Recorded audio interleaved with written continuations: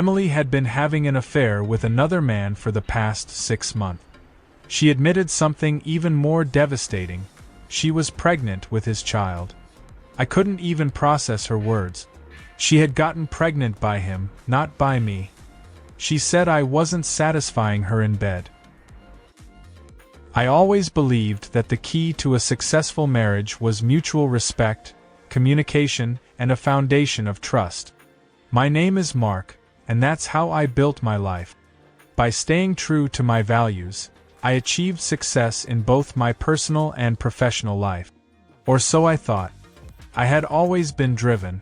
A successful entrepreneur with a company that was growing fast in the tech industry. My work was my passion. When I met Emily, I was drawn to her beauty, charm, and intelligence. We connected instantly, and after only a year of dating, I proposed. I thought I had found the perfect woman, the one who would be my partner for life. Emily, on the other hand, seemed to share my enthusiasm. She was stunning, soft-spoken, and caring. She was the woman I could see by my side as I worked to build my future. I never imagined that the woman I loved, the one I trusted, would betray me in the most painful way possible. The start of the cracks. We had been married for 3 years when I began to sense that something was wrong. At first, I didn't want to believe it. I was busy with work, launching new products, making deals, keeping the company running.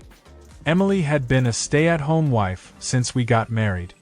She wanted to manage the house, cook, and take care of things while I focused on my career. I'd always supported her choice. It felt like the right balance. But gradually, I noticed little things. She started being more distant.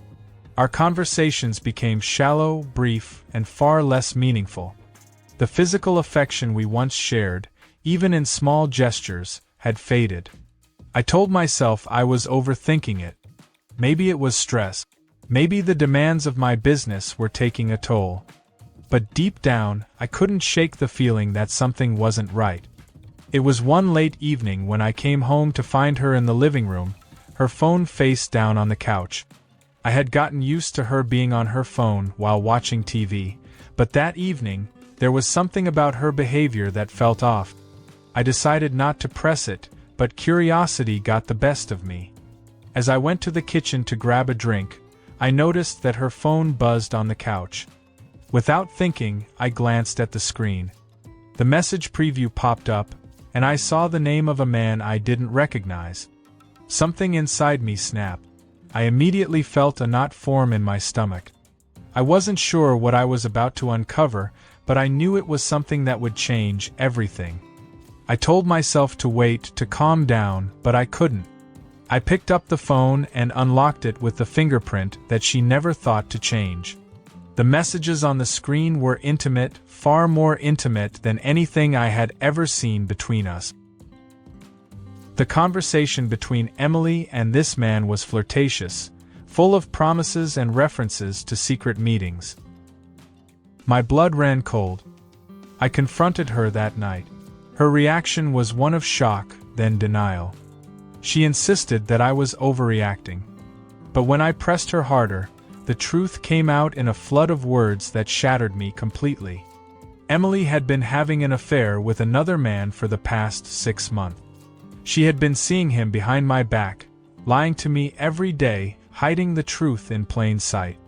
As if the betrayal wasn't enough, she admitted something even more devastating. She was pregnant with his child.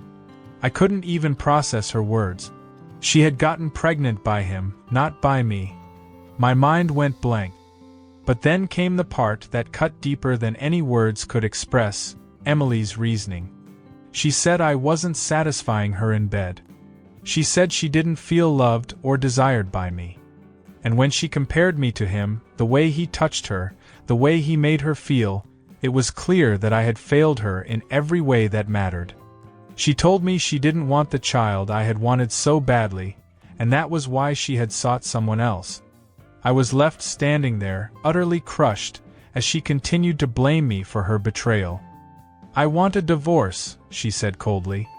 And I want alimony. I don't want to work. I've been a homemaker for years. You owe me this, after all I've done for you." I was speechless, my chest tightening with a mixture of disbelief, anger, and heartache. How could she demand alimony after everything? She had lived off my success while secretly tearing apart everything we had built together. The struggle. As the reality of the situation set in, I found myself trapped. My heart ached for the future that I thought we had ahead of us, but my mind raced with the financial implications of a divorce. Emily knew that marriage infidelity wasn't a consideration in the alimony laws of our state.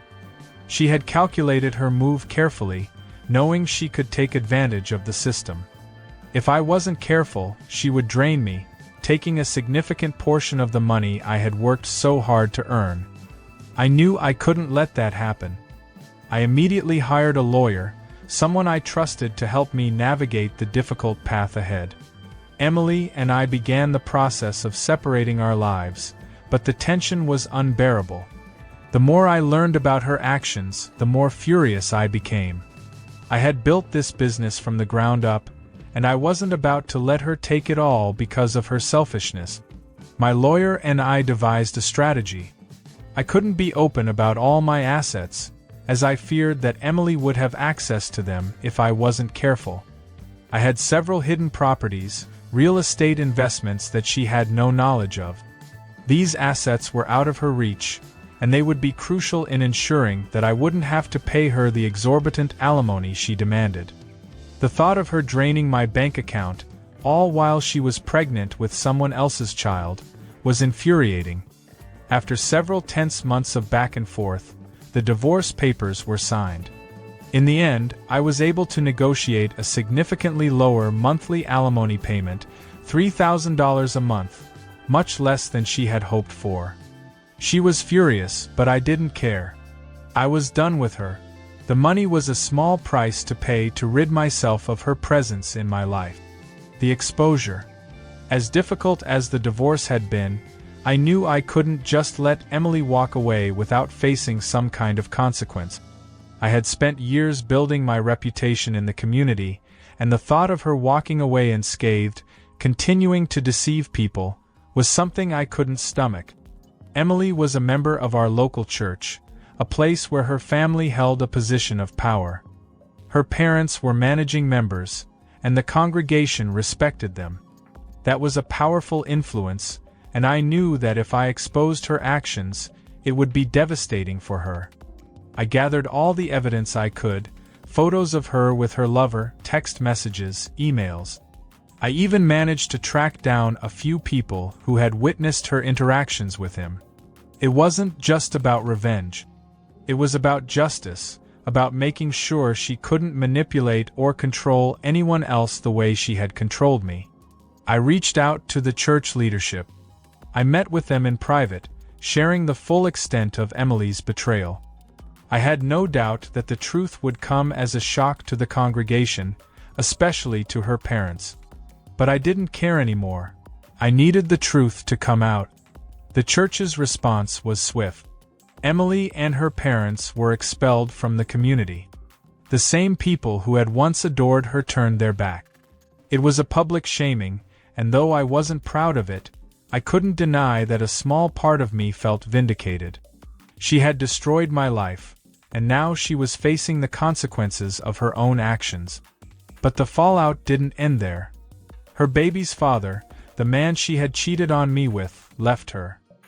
He couldn't handle the pressure of the situation, the judgment from the community. He walked away, leaving Emily alone with nothing but the mess she had created. The aftermath. I didn't feel triumphant as I watched her unravel. She had been my wife for years, and despite everything she had done, I still felt a pang of sympathy. I had loved her once, and seeing her devastated, mentally and financially, wasn't easy. But I couldn't let her back into my life. The damage was irreversible. She apologized to me countless times, begging for forgiveness, but I remained silent. There was nothing left to say. I focused on rebuilding. My business had taken a hit during the divorce, but I knew it was only temporary. I was determined to rebuild everything I had lost, and in time, I did. The satisfaction of seeing my company thrive again gave me the strength to move forward. It was about a year after the divorce was finalized. Emily was no longer a part of my life, and though I had experienced a period of intense heartache, the weight of it had slowly started to lift. I had thrown myself into my work, rebuilding my company, managing finances, and finding a sense of purpose again. But there was still an emptiness inside me. I had learned the hard way what betrayal felt like, and the thought of opening my heart to someone new seemed impossible. But life has a way of surprising you when you least expect it. I was at a business networking event in a downtown cafe. It wasn't exactly the type of gathering I would have chosen in the past. I typically preferred one-on-one meetings. But I had promised a friend who was organizing the event that I would attend. I knew there would be potential clients and investors, so I begrudgingly showed up. The atmosphere was warm and casual. People were chatting about new projects, market trends, and startup. As I stood by the coffee table, nursing a cup of tea, I noticed her across the room. Sarah. She was talking to a group of people, but what struck me immediately was how different she was from everyone else. While the other attendees seemed wrapped up in business jargon, Sarah was genuinely engaged, listening intently and laughing with the others. Her warmth was magnetic. There was something about her that felt so refreshing, so real. She wasn't trying to impress anyone. She was just being herself, and it was a stark contrast to the polished, often superficial conversations I'd gotten used to in the business world. I couldn't help but watch her from a distance. I was drawn to her energy, her authenticity. It reminded me of how I used to feel when I was in a healthier place, before everything with Emily had broken me. Before I had learned the cruel lesson that not everyone is who they seem to be. Eventually, our paths crossed by the snack table, and we exchanged a few pleasantries. It was casual, but there was something magnetic in the way she looked at me, as though she genuinely saw me. She asked me about my company, and I explained what I was working on. Unlike so many others I'd met in the past, she didn't ask in the way people do when they're trying to figure out how they can benefit from me. She was simply curious. It was a rarity that I didn't realize I'd missed so much. We chatted for a little while longer, and as the event began to wind down, she handed me her card and told me to reach out if I ever wanted to grab coffee. I didn't expect much. It seemed like the kind of polite gesture people made at events, but something about it felt different this time. I didn't just give her my usual polite nod, I actually felt a spark of interest. That night, I couldn't stop thinking about her. I wondered if it was too soon to open up again, too soon to let someone new into my life. But I also knew that I couldn't keep hiding forever. It wasn't fair to myself, and it wasn't fair to anyone who might come into my life. Getting to know Sarah. A few days later, I texted her. It was simple. A message thanking her for the conversation and asking if she'd like to grab that coffee. She replied almost immediately, and we set a time to meet at a small, cozy cafe downtown. Our first coffee date was different. It wasn't like the awkward small talk that I expected. Sarah was easy to talk to. She wasn't judgmental, and she didn't push me to share more than I was ready to. It felt natural. She told me about her life, her career, and her passions. Sarah was an architect, working for a firm that specialized in sustainable design. She loved her job, and it was clear she was passionate about it. What impressed me most was her dedication to not just her work, but also her personal values. She was involved in community projects, helping to design affordable housing for low-income families. She had a quiet humility about her that I found refreshing. Sarah wasn't trying to impress anyone with her career or her achievements. She was more interested in making a difference, in finding meaning in the work she did. As we continued to meet over the next few weeks, I began to feel a shift. I had gone through so much emotional turmoil, and I didn't know if I could ever trust anyone again. But with Sarah, I felt a kind of peace. We shared common values, integrity, loyalty, and the belief that hard work could lead to positive change. She never once judged me for my past, and that was something I hadn't realized how much I needed. There were no games with Sarah. She wasn't trying to get anything from me, she was genuinely interested in getting to know me, just as I was in her. And for the first time in a long time, I felt seen. I felt respected. She didn't make me feel like I had to prove myself. One of the things that stood out to me most about Sarah was how comfortable I felt around her. I didn't feel like I had to be perfect or guarded. She never pushed me to open up about my past until I was ready. She gave me the space to heal at my own pace. Eventually, I did open up. I told her about Emily, about the betrayal, the divorce, and how difficult it had been for me to move on. Sarah listened intently, her eyes full of empathy.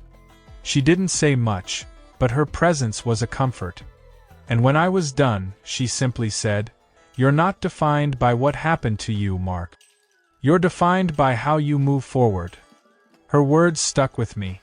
For the first time in a long time, I realized that my past didn't have to dictate my future. I could move on. I could rebuild. And it wasn't just about finding someone new, it was about finding someone who understood me, who valued me for who I was now, not who I was when I was with Emily. Life with Sarah, a fresh start. As time passed, my connection with Sarah grew deeper. We began to spend more time together, not just on dates, but in the quiet moments of everyday life. We would go for walks in the park, enjoy dinner at small local restaurants, and simply talk about our hopes, dreams, and experiences. There was an ease in our relationship that felt so different from what I had known before. With Emily, things had always felt like a struggle, like we were forcing something to work. But with Sarah, it was effortless. It was clear that we both had a shared vision for the future, one that was rooted in mutual respect, trust, and a desire to build something lasting.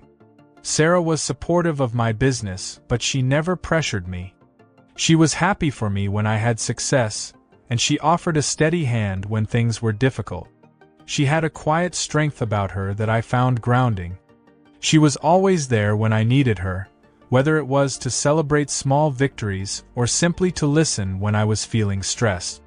We started traveling together, exploring new places both near and far. Our adventures brought us closer, and I found myself opening up to her more and more. With each passing day, I realized that I wasn't just healing, I was growing, and Sarah was part of that growth. She made me feel like I had something to offer again, something I hadn't felt in years. One weekend, we took a trip to a small coastal town for a long weekend getaway. It was a spontaneous decision, but one of the best we had made. We stayed in a cozy cottage overlooking the ocean, and spent our days walking along the beach, watching the sunset, and talking about everything and nothing at all. That weekend, as we sat on the porch with a glass of wine, Sarah turned to me and said, "Mark, I don't need you to be perfect. I just need you to be you." Those words stuck with me. She wasn't looking for someone to fix her life, and she didn't need me to fix mine.